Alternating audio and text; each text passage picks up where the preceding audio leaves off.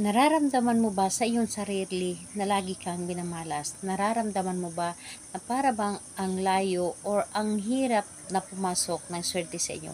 Ang hirap mong makapera o ang hirap mong hanapin ang trabaho? Yung tipong ang layo-layo ng swerte sa inyo. Gawin mo ito sa iyong tubig na pampaligo upang ikaw ay laging susurtihin. Hello mga guys, kumusta kayo? Panibagong araw, panibagong video na naman tayo, and sa araw na ito ay isa na namang video ang aking ituturo sa inyo na simpleng gabay o simpleng pamamaraan na makakatulong sa atin. At bago ang lahat, gusto ko lang mag-disclaimer sa mga taong hindi naniniwala at hindi gusto ang mga kagaya nitong video. Please skip this video and maghanap kayo ng videos na gustong gusto nyo, dahil ang video na ito ay para lamang ito sa mga taong naniniwala and gusto mag-try. Sa lahat po ng mga nagko-comment dito sa aking video dito sa loob ng aking channel, mag-iingat sa lahat ng mga nagre-reply sa inyo na dinadala kayo sa kalang WhatsApp in app upang makaiwas po tayo sa scam. Ngayon po ituturo ko sa inyo paano tayo laging swertihin. So kahit sino ay pwedeng gumawa nito as long na naniniwala ka sa iyong dapat gawin. Dahil kapag ikaw ay naniniwala sa inyong mga ginawa, ito ay nagkakatotoo. So, sa paggawa kasi ng isang ritual, kung ikaw ay kulang sa tiwala, and syempre, kulang din sa gawa, hindi talaga ito gagana. Pero kung ikaw ay buo ang tiwala, naniniwala ka at gumagawa ka, ito po ay nagkakatotoo. Dahil hindi naman pwede na gumagawa lamang tayo ng mga pampaswerte at hindi tayo kumikilos. Dapat po ay kikilos din tayo para yung ating mga ginagawa or para mabilis pumasok ang pera sa atin. So, kapag gumagawa kasi kayo ng isang ritual, tapos naniniwala ka, talagang hindi mo mararamdaman yung mga problema. Hindi mo mararamdaman yung financial problem. Subukan ninyo na magiging open yung isip ninyo sa mga pamahiin, at subukan ninyo na magiging open yung isip ninyo sa paggawa ng ritual sa mga pampaswerte. Ang bilis ng pasok ng pera sa inyo.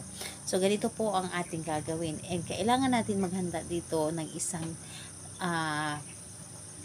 balding tubig. So isang balding tubig or tubig na pampaligo po ninyo at isang kutsarang asin. So ang asin kasi isa ito sa mga pampatagal malas at syempre pampaswerte na rin. So ayan po, tubig na pampaligo at asin lamang. So kapag ready ka na, ang gagawin mo lamang bago ka maligo, lagyan mo ng asin, at ang gagawin po ninyo ay humiling kayo na sa pamamagitan ng asin na ito, sa pagligo ko ng asin, matatanggal lahat ng kamalasan sa aking katawan, matatanggal lahat ng negative sa aking katawan, at ipapalit nito ang swerte, at lagi na akong susurtihin, mabilis ako magkakapera, mabilis ako magkabenta ko ikaw ay may tindahan, and malakas or marami ang customer na darating sa akin, o maging successful ako sa aking mga transaksyon. So lahat na itong hihilingin, sasabihin ninyo na nanggagaling talaga sa inyong puso. And ayun po, lahat na po hilingin ninyo dito as long na maganda naman yung intention ninyo. And ayun, kapag humiling na kayo lahat-lahat, or hiniling nyo na lahat-lahat, ang gagawin po ninyo, hihipan po ninyo ang inyong tubig na pampaligo pa-cross po isang beses lamang, at saka maligo kayo na may positive vibes. So ayun po, buo ang paniniwala at tiwala, yun lamang ang inyong dapat gawin, and yun lamang ang inyong gagawin sa tubig na inyong pampaligo. So kung magtatanong kayo kung kailan ito pwedeng gawin, so umpisa ninyo ito sa kahit anong araw at oras, basta ginagawa ninyo ito na mula sa inyong puso at buo ang inyong paniniwala. So ayun po, salamat po sa inyo. Bye bye everyone, God bless us all.